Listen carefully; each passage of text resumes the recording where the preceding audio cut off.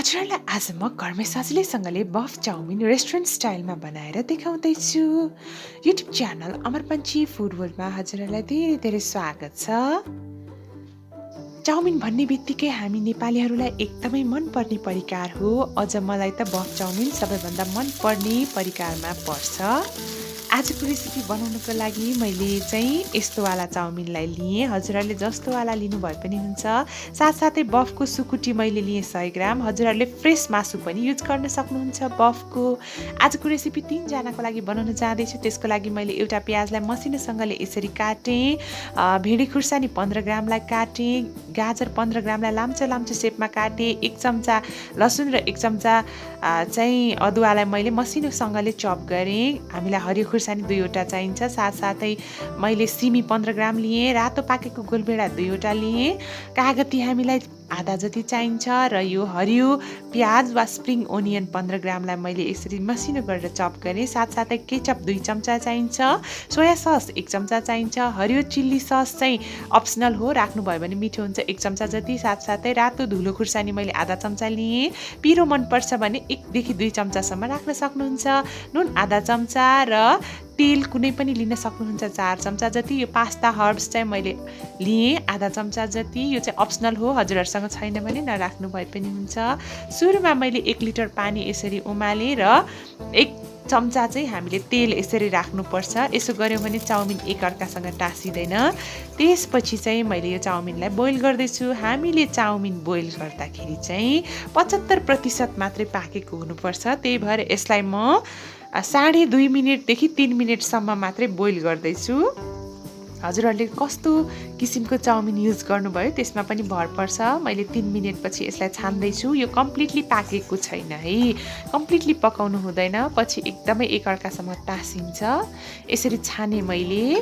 त्यसपछि चाहिँ यो बफ सुकुटीमा मैले यसरी 10 मिनटसम्म तातो पानी राखेर भिजाउँदैछु। यसो गऱ्यो भने काट्न सजिलो हुन्छ। यो चाहिँ रेडिमेड बफ सुकुटी भएकोले यसमा पहिले नै मसलाहरू छ। यसलाई यसरी मसिनो गरेर काटेँ। त्यसपछि 2 चम्चा तेल तताएर मैले राम्रोसँगले यसलाई फ्राई गर्दैछु। हजुरहरूले फ्रेसवाला मासु लिँदै हुनुहुन्छ भने चाहिँ यसमा चाहिँ नुन, खुर्सानी र जिराको धुलो राख्न चाहिँ नबिर्सिनुहोला। मेरो चाहिँ यो पहिले नै मसला सुकुटी भएकोले यसमा सबै मसलाहरू भएकोले यसमा म अरू चिज राख्दिनँ। 5 देखि 7 मिनट चाहिँ एकदमै लो फ्लेममा हामीले यसलाई भुटेर राम्रोसँगले पकाउनुपर्छ। यो पाकिसक्यो। अब मैले अर्को प्यान लिएँ र त्यसमा मैले 4 चम्चा जति तेललाई राखेँ।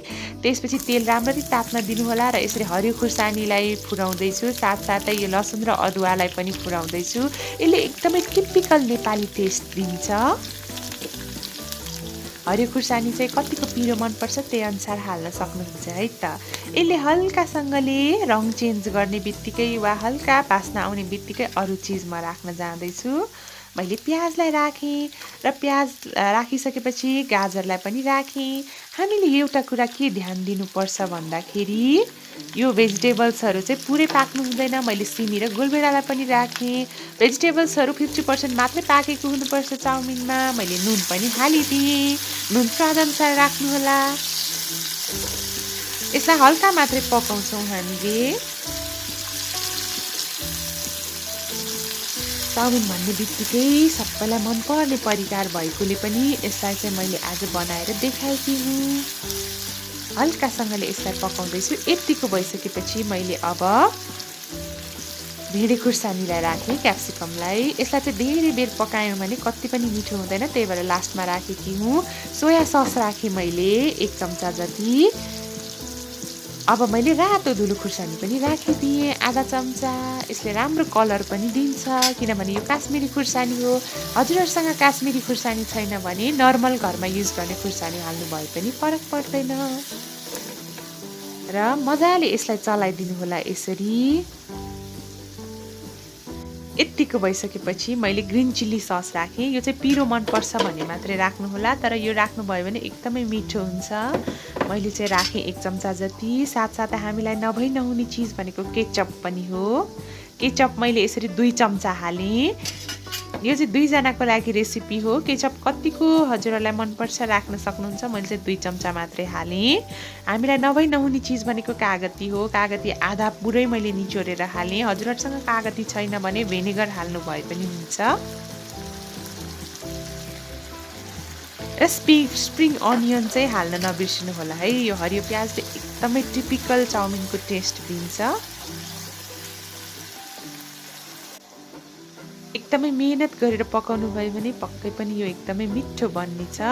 र त्यसपछि मैले यो चाउमिनलाई राखिदिएँ। चाउमिन एकअर्कासँग टाँसिएको छैन, हजुरहरूले देख्न सक्नुहुन्छ किनभने मैले सुरुमा नै बोइल गर्दाखेरि यसमा तेल राखेकी थिएँ। अब 2वटा फोर्कको सहायताले एकदमै हाई फ्लेममा हामीले यसलाई भुट्नुपर्छ। हामीले चाउमिन बनाउँदाखेरि टेम्परेचरको एकदमै ध्यान दिनुपर्ने हुन्छ। र यो चाउमिन राखिसकेपछि विशेष गरेर एकदमै ठुलो ग्यासको आँचमा हामीले यसलाई भुट्नुपर्ने हुन्छ। यसो गर्यो भने एकदमै टिपिकल चाउमिनको टेस्ट हामीले पाउन सक्छौँ। हेर्नुहोस् है त, एकदम मेहनत गरेर यसलाई हामीले पकाउँदैछौँ। राम्रोसँगले पुरै लाग्ने गरेर यसलाई चाहिँ बिस्तारै बिस्तारै फैलाउँदै हाई फ्लेममा हामीले यसरी टस गर्दै गर्नुपर्छ। हजुरहरूसँग ठुलो काँटा छ भने त्यसैबाट चलाउनु भए पनि हुन्छ। मसँग चाहिँ ठुलो काँटा छैन, त्यही भएर मैले 2वटा फोर्कको सहायताले चाहिँ यसलाई यसरी मिक्स गर्दैछु।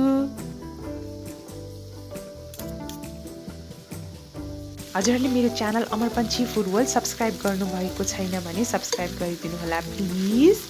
आजको भिडियो चाहिँ राम्रो लागे पनि नराम्रो लागे पनि एकचोटि कमेन्ट चाहिँ गरिदिनु होला। कमेन्टबाट नै मैले थाहा पाउँछु कि आजको भिडियो कस्तो लाग्यो हजुरहरूलाई भनेर।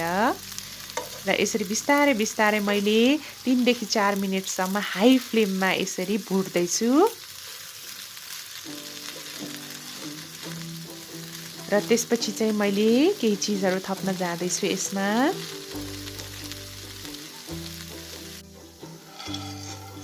यसरी मैले बफको सुकुटीलाई पनि हालिदिएँ। र त्यसपछि पनि हामीले 2 मिनट जति मजाले भुट्नुपर्छ। बफको सुकुटी हालिसकेपछि फ्रेसवाला बफको मासु हाल्नुभयो भने पनि अझै मिठो हुन्छ। मसँग चाहिँ फ्रेसवाला बफको मासु थिएन, त्यही भएर मैले सुकुटी नै हालिदिएँ। राम्ररी यसलाई यसरी मिक्स गरिकन पकाउनुपर्छ 2 देखि 3 मिनटसम्म। लास्टमा मैले पास्ता हर्ब्स पनि राखिदिएँ अघि देखाएको वाला, त्यो हाल्यौँ भने पनि एकदमै मिठो हुन्छ। र यसरी हाम्रो बफ चाउमिन बिस्तारै बिस्तारै रेडी हुँदैछ। म हजुरहरूलाई सर्भ गरेर पनि देखाउँछु र टेस्ट गरेर पनि देखाउँछु है त। हजुरहरूलाई आजको रेसिपी कस्तो लाग्यो? मन पर्यो भने भिडियोलाई लाइक, कमेन्ट र सेयर गर्न नबिर्सिनु होला। र पक्कै पनि एकचोटि आफ्नो किचनमा चाहिँ जसरी भए पनि ट्राई गर्नुहोला। एकदमै मिठो बन्नेछ र म टेस्ट गरेर पनि देखाउँदैछु कस्तो बन्यो भनेर।